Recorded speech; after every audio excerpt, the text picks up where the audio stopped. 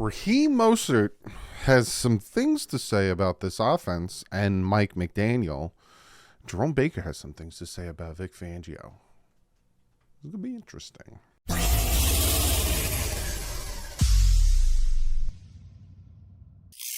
What is up, Finn fans? We're going to talk about Raheem Mostert and what he had to say about Mike McDaniel, Mike McDaniel's essential apology, and Jerome Baker talking about Vic Fangio. And one of you guys gave me a very good comment of the day that I'm going to talk about. But it's two things I got to address before we get into it. So if you want to know what is Doug got to address, because one of the things I got to address about last video, because some people got bothered, but the other thing, the first thing I want to address is something important to me.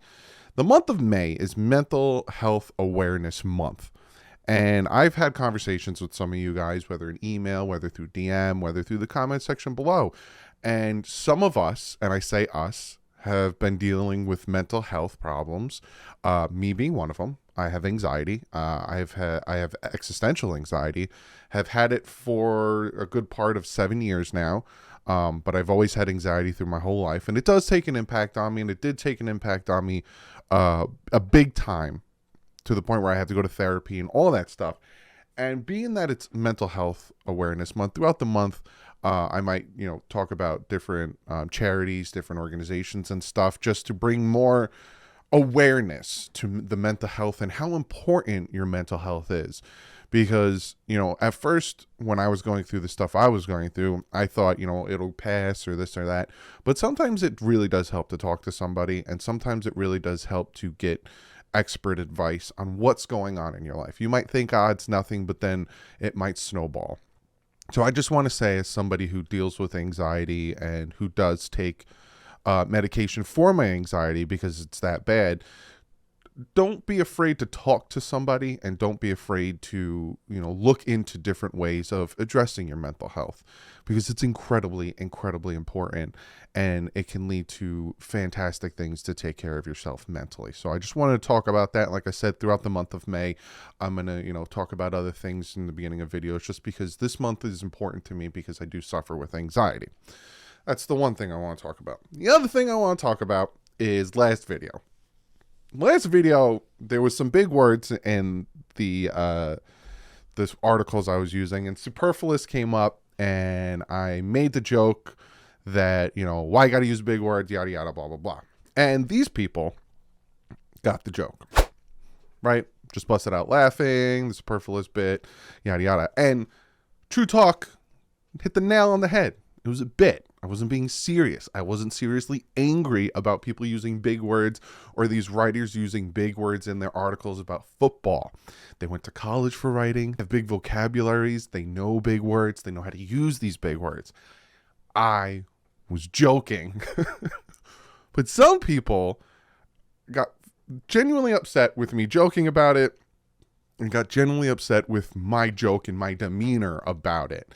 And to those people, I genuinely apologize. If it didn't come off joking, it came off annoying, or it came off like I was dumb, or I was talking down to, or, diminishing these writers because of the vocabulary they were using, I do apologize. It was a joke. I tried, to convey it as a joke. I tried to even, the way I was reacting, tried to make it in a joking manner. But again, if it didn't come off that way and I came off annoying, or, not intellectual and kind of sounded like a big dumb, I do apologize. I just wanted to address that, because when it's one comment, I'm like, all right, he didn't get it. But it was a few comments of people like, really, Doug? It's a 7th grade vocabulary word. You can't get that? Or really, Doug? How about you do, So I do apologize. Maybe the joke wasn't funny enough, or maybe the joke was just too childish. And I do apologize. So I just want to address those two things. First and foremost, mental health awareness is very important. And I apologize if the joke was dumb. I try jokes on here. I try to make you guys laugh. And some of you guys laughed. And some of you guys were like, oh, this guy's a big dumb idiot.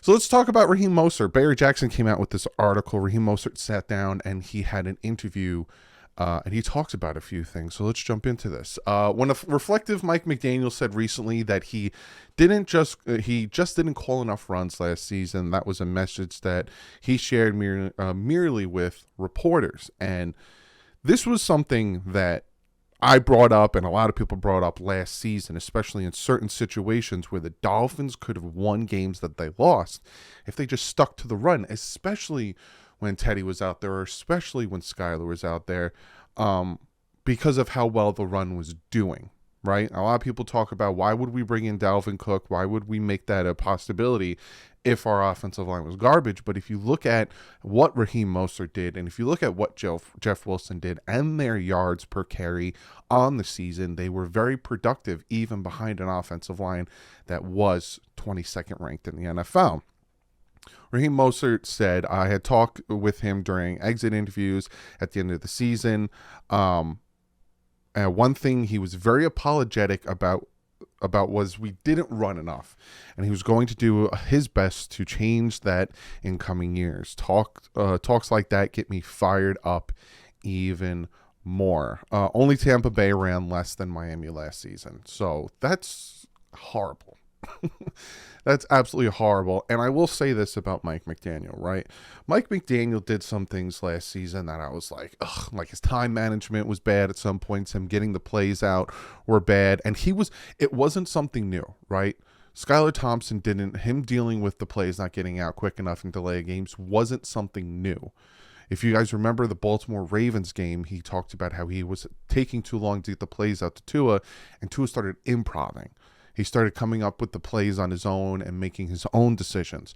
It's been a problem. He needs to work on that. His challenges, but he was a rookie head coach. Can he get better than those? Even though the Dolphins' 4.3 average yards per carry were slightly below average, 18th in the NFL, Mostert and Jeff Wilson tied for 11th among all qualified backs in per carry averages of 4.9, factoring Wilson's carries with the 49ers before his midseason trade to Miami. So again, like I said, if we bring in Dalvin Cook, he's probably going to be very good behind the line. Also, he's a very good, dual threat running back. He said we didn't run the ball well, not because they didn't run the ball well. McDaniel, who called the offensive plays in his first season, said earlier this season, we didn't run the ball well in games that we were overly injured, or some games I just didn't call enough runs.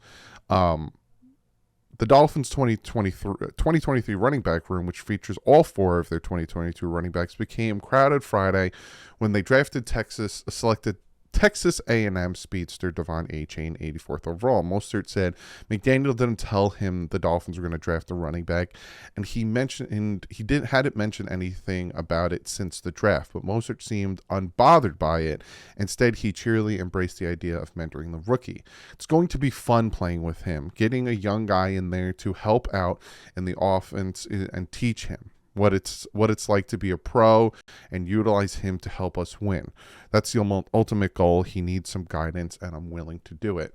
I think Mostert understands that it's a different type of back, and he's going to be a different scheme in this offense, right? The people who should be worried about De'Von Achane is Ahmed and Gaskin, because he's going to be used differently. I don't think he's going to be used the same way as Raheem Mostert or Jeff Wilson or Dalvin Cook.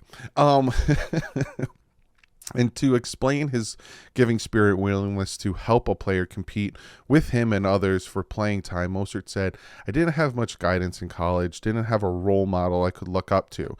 He said Darren Sproles became that mentor type for him in the NFL, which I find interesting, because I keep saying that De'Von Achane's style, to me, that I've seen, is very Darren Sproles-esque, right? The smaller type running back, but the fast running back who's like a pinball, kind of bounces off the tacklers, ding, ding, ding, ding, and then takes off.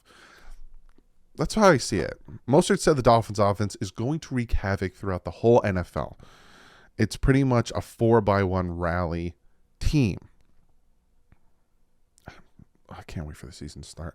Mostert missed a playoff game in Buffalo because of a broken thumb sustained in the regular season finale. He revealed Monday that he could not have played even if the Dolphins had advanced into the AFC semifinals. That's interesting. I talked to five different doctors. All said my season was over. He said nothing. The injury has fully healed. He said, noting the injury has fully healed, which last time Raheem Mostert was out there against Buffalo, he torched them. he ran all over him for 100+ yards. So that was another thing that really hurt us in that offense in that wild card game, and we still lost by 3. By 3. He said re-signing with Miami was appealing, partly because I planted my roots here. One of the big things for for me is family, and it's great to be a Dolphin.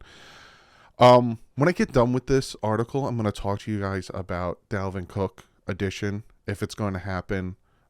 Again, I'm sorry if I beat that to the ground, and how it's going to affect these 4 guys, because now it's 5. I'm going to talk about that. Throughout, Mostert and Wilson have no guaranteed money in the second year of their new 2-year contract. Mostert said, getting a 2-year deal definitely pleased me. Mostert was pleased with the Dolphins also re-signing Wilson, his former teammate in San Francisco. The most exciting thing, Mostert said. Nobody on the Dolphins know McDaniel better than Mostert, who spent 5 seasons with him in San Fran the past year in Miami. Mostert is safe. Right? Regardless of what I'm going to say about Dalvin Cook, Mostert's not going anywhere.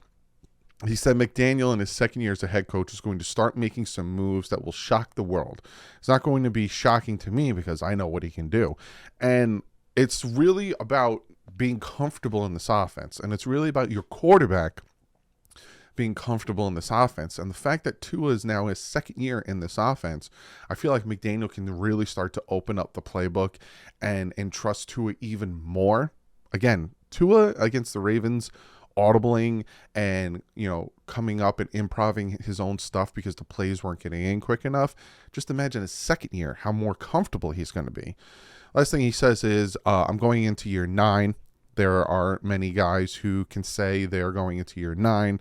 I want to be a Gold Jacket Pro Football Hall of Fame member. I know it's a long shot. So he said some things that I found very interesting, right? A lot of it had to do with McDaniel owning up, which thank God, right? He's not one that pushes it away and it's because of this and that, not me. I didn't call run plays because this and that. He owned up to it. I didn't call run plays because of me, and I'm taking responsibility. I need to do better. But let me talk about Dalvin Cook real quick. It's going to be real quick, I promise you.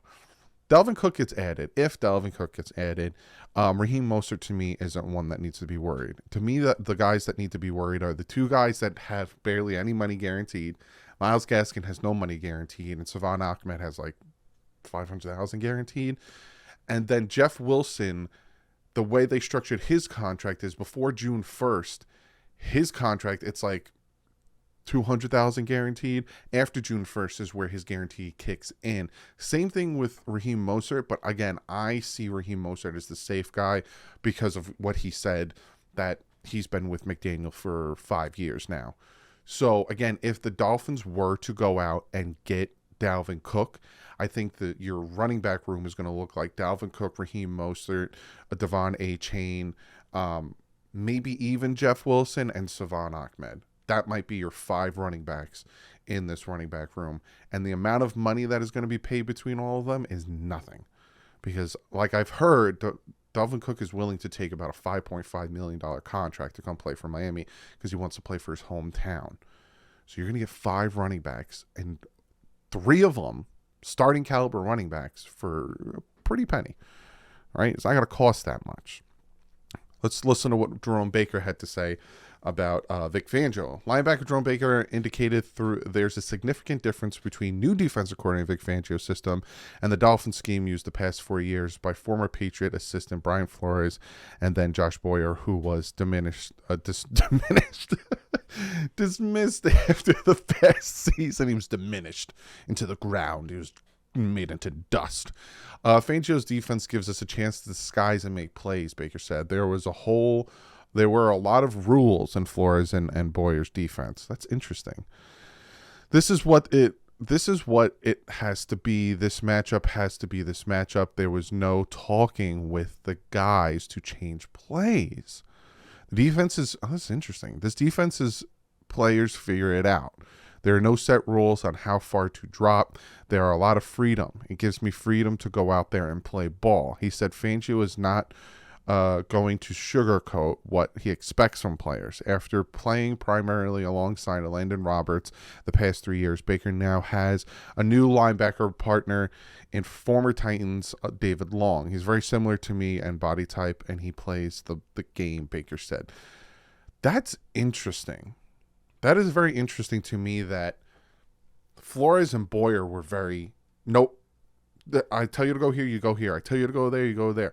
And that's where he left people on the island. That's where those third and longs got converted, because these guys were concreted into their position instead of being able to be fluid with each other. And what he means by fluid with each other is if it's a zone scheme, you start pushing guys over, you move over. I got him, you got him. All right, I'm going to get him, you get him. There's a lot of that, especially when you are playing a bunch formation, right? If I'm a cornerback, and it's 2 corners or 3 corners, and we have a bunch formation in front of us, or say it's a tight end and 2 wide receivers, so it's Jerome Baker, Kader Kohu and Xavier Howard. We're in bunch formation.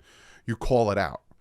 I'm gonna take this, you take that, I take this, and then if all of a sudden things change, you go. It's a fluidity thing. You start calling where you're gonna go, and the fact that they couldn't have that fluidity, I found this very interesting, very rigid. Gives us there was a lot of rules. This is what it has to be. The matchup has to be this matchup. There's no talking with the guys to change plays. That's very interesting. I'm telling you, this defense is going to be scary. It is going to be scary. But comment below. Let me know what you think about what Raheem Mostert had to say, what your thoughts are on the running back room, and what's your thoughts on the defense, and what Jerome Baker had to say about the difference between Fangio's defense and Flores' defense. And we get comment of the day. This comment comes from Tavares P, and he says, Doug, are there going to be enough chairs in the DB room for all these damn DBs we're bringing in? It's a very good comment. I'm going to look up the roster right now. And I'm going to talk about how many DBs we have and who they are.